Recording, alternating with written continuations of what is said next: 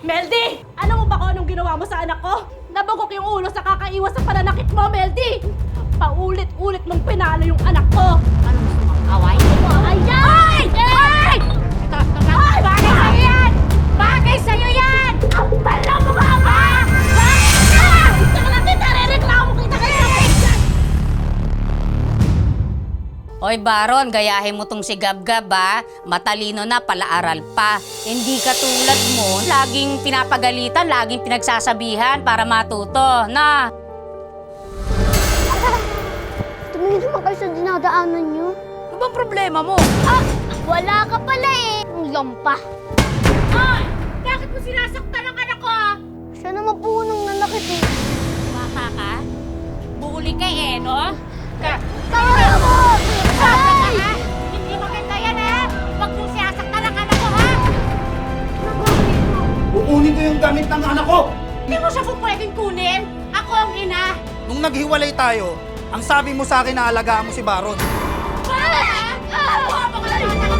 Gusto ko sana mag-sorry sa ginawa ko kanina.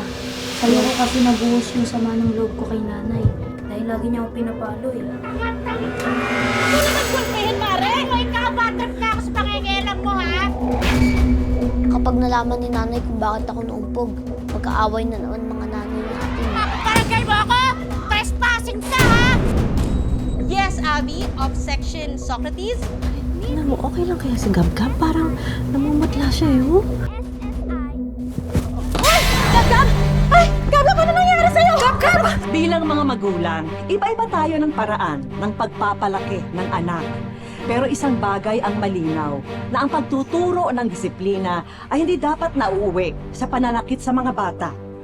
Bilang mas nakatatanda, mas mabuting magbigay tayo ng magagandang halimbawa sa ating mga anak.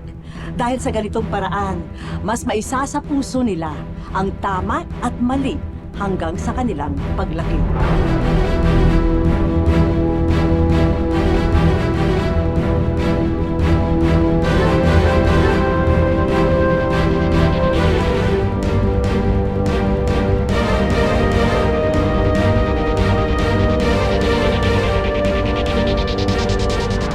Ito po ang Wish Ko Lang.